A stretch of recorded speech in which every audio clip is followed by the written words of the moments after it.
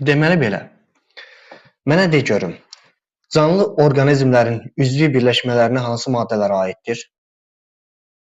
Deməli, karbohidratlardır, lipidlərdir, amil turşulardır, zülallardır, AKS və vitaminlər.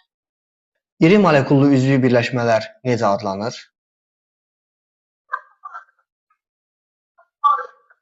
Polimerlər. Afərin. Biopolimerlər nəyə deyilir? Çoxlu sayda polimerlərdən ibarət olan. Xeyr.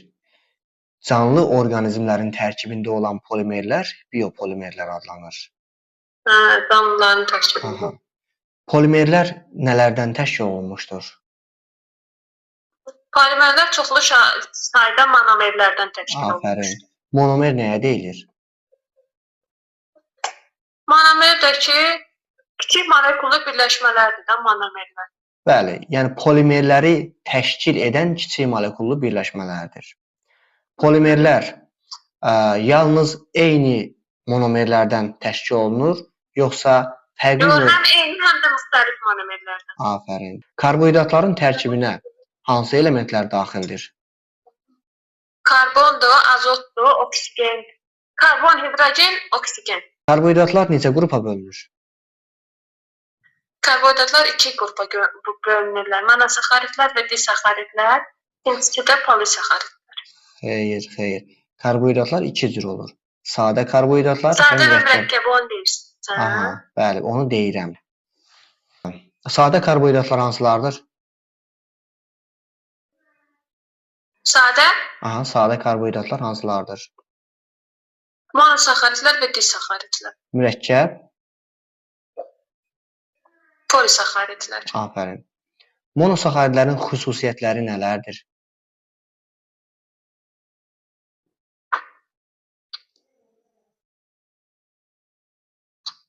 Suda asan həll olurlar, şirin dada malikdirlər. Afərin. Gecikmə cavab verərkən, gecikəndə deyirəm ki, bu kitaba baxır. Deməli, monosaxaridlər hansılardır? Monosaxaridlər glukoza, fruktoza və galaktozadır. İkisi daha var. Bir də ki, nuklein turşulardan ATS-in tərkibinə daxil olan riboza, dezoksiriboza. Dezoksiriboza. Nuklein turşularının tərkibinə daxil olan riboza, dezoksiriboza, düzdür. Disaxaridlər nəyə deyilir? Disaxaridlər də həmçinin suda asan həll olunurlar, şirin dada malikdirlər və iki monosaxaridin birləşməsindən əmələ gəlmişdir. Afərin. Disaxaridlər hansılardır? Hansı disaxaridləri tanıyırsan? Disaxaridlər əsasən Disaxaridlər. İki dənə disaxarid yazılıb. Şəkər çuğunduru. Şəkər çuğundurundan alınan saxaroza. Saxaroza, bir də süd şəkəri olan laktoz. Afərin. Sonra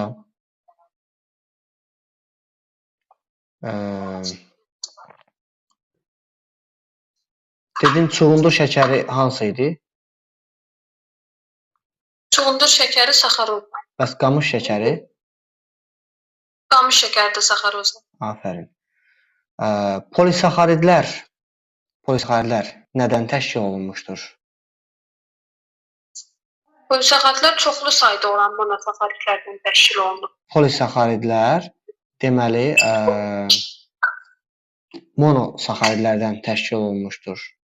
Polisaxaridlər monosaxaridlərdən təşkil olunmuşdur. Təşkil olunmuşdur. Bunlardan, yəni monomer halqaların sayı artdığına görə həm şirin dadı zəifdir, həm də ki, suda asan həll olması zəifliyibdir. Bəli, doğrudur. Elə onu soruşacaqdım. Bitkilərdəki polisaxaridlər hansılardır? Deməli, bitkilərdə olan nişasta, selluloza, bir də pektin. Heyvanlarda? Heyvanlarda isə həşəratların xarici skeletini təşkil edən xitin. Xitin, sonra?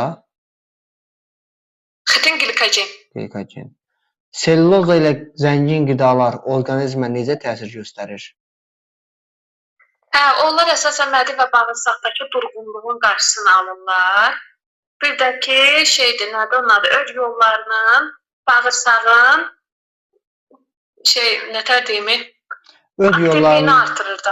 Öd yollarının işinə müsbət təsir göstərir. Bir də bağırsaq keçməzliyinin qarşısını alır. Bu iki funksiyadır. Selluloza ilə zəngin qidalar hansılardır? Deməli, kələm olmalıdır, toxundur, kəpəkli un, Afərin. bir də noxud. Afərin. Bəs sayılır. Sonra, bəs pektin harda olur? Pektin maddəsinə harda rast gəlinir? Hə, bu əsasən meyvənin ləhnəli hissəsində daha çox rast gəlmək olur. Afərin, afərin. Pektinin hansı xüsusiyyətləri var? Pektinin hansı xüsusiyyətləri var? Bu, deməli, zəhərli maddələri, ağır metalları absorpsiya edə bilmək qabiliyyətinə malikdir. Absorpsiya qabiliyyəti nədir? Yəni, özünə çəkir kimi başa düşürəm. Afərin, düzdür. Özünə çəkir, udur, bəli. Pektin ilə zəngin olan bitki dedin hansıdır? Balqabaq, yəni bu oranı. Karbohidratların orqanizmdəki əsas funksiyası nədir? Əsas enerji mənbəyi rolunu oynayır. İkinci əsas funksiyası nədir? Karbohidrat parçalananda 17,6 kilojoule enerji. Düzdür. Hüceyrənin hansı fəaliyyətləri enerji hesabına baş verir?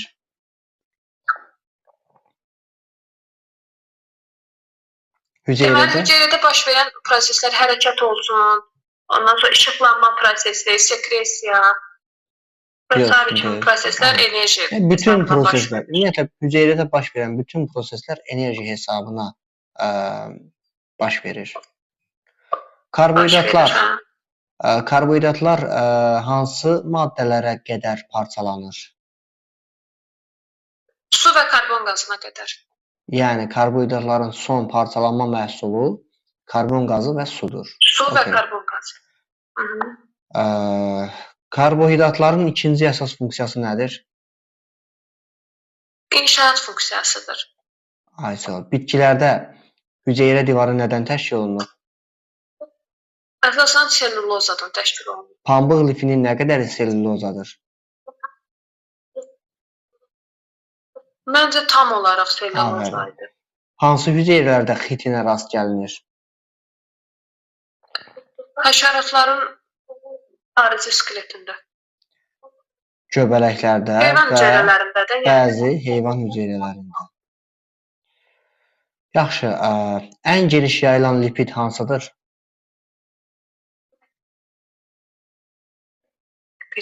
Yağlar. Hüceyrənin quru kütləsinin neçə faizini təşkil edir yağlar? 5-15 faizini yağ təşkil edir. Bəs pi toxumasının? 80 faizini. 90 faizini. 90. Pi toxuması hüceyrələri orqanizmdə orqanizmdə harda olur? Haralarda olur? Deməli, süd vəzlərində olur. Dəraltı pi qatında, bir də piliklərdə. Dəri altında və piyliklərdə. Hansı məməlilərin südündə yağ yoxdur? Məməlilərin südündə yağ yoxdur.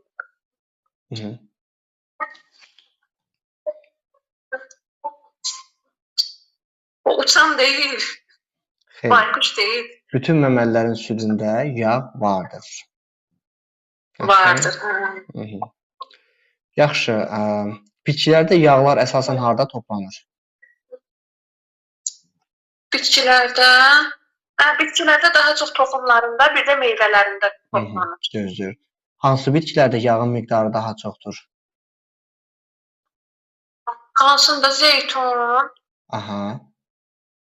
pambıq, kətan kənaf olmalıydı. Sağ ol. Sonra əsas biri qalıb, günə baxan yağı. Günə baxan, günə baxan. Və qoz yağı. Qoz yağı. İstilik və işığın təsirinə həssas olan yağlar hansılardır? Deməli, kənaf idi, qoz idi, çığ yadımda saxlamışdım. Yox. Küncüt deyildi o birisi. Bax, istiliyin və işığın təsirinə həssas olan yağlar. Kətan yağı, balqabaq toxumu yağı, bir də qoz yağı. Yaxşı? İndi Kətan, qoz, balqabaq. yağların böhran temperaturlarını say mənim üçün. Deməli, birincisi qarğıdalı idi. Neçə idi? 140 dərəcə idi. Düzdür. Sonra üzüm toxumundakı olan yağ idi, 150 idi. Aha, düzdür. Sonra onunla eyni olan küncüt idi deyəsən, 150. Aha. Günə baxan 170, zeytun 210. Günə baxan 170, zeytun 210. Afərin, düzdür. Sonra 1 qram yağ parçalanarkən nə qədər enerji ayrılır? 38,9 kilojoule. Afərin.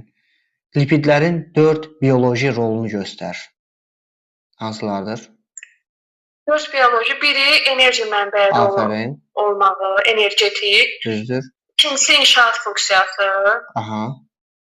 Üçüncüsü tənzimləyici funksiya. Aha.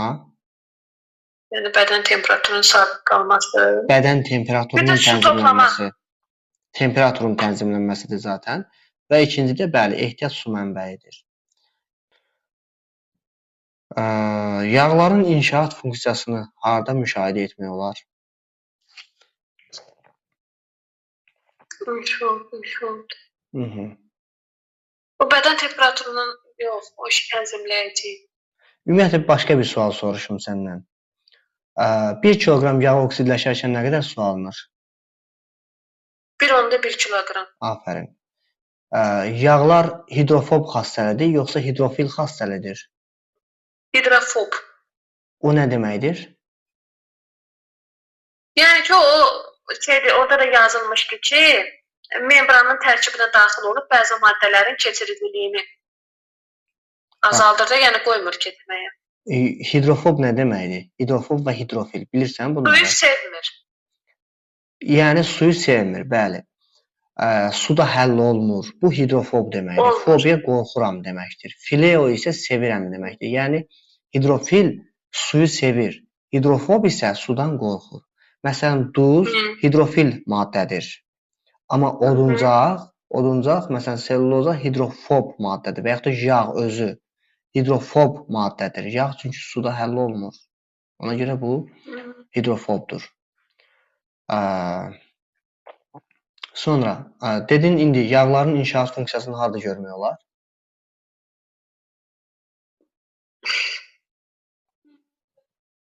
İnşaat nə ödür? İnşaat yəni qurulur, təşkil olunur. Yəni hüceyrənin yaranmasında, strukturunun qurulmasında iştirak edir. İnşaat bu deməkdir. Nə idi ki, onu heç mənim yadımda qalmadı. Yəqin ki, oxumusan nə vaxtsa. Membran heyvanlarda 2 cərgə lipid qatından təşkil olunmuşdur. Həmin o lipid cərgə, yəni bu lipidlər hüceyrənin inşaat funksiyasını bax burada yerinə yetirir. Yəni onun membranını təşkil eləyərək, membranın qurulmasında iştirak eləyərək lipidlər hüceyrədə inşaat funksiyasını o cür yerinə yetirir. Ondan sonra hidrofob xassəlidir. Ona görə yəni bəzi maddələri keçirmir hüceyrənin daxilinə, imkan vermir ki, keçsin. Hidrofob xassəsi orada işə yarayır onun. Okey, bu qədər. Gözəl, yaxşıdır. Dərsin 90%-nə hazır olmusan. Afərin, əla.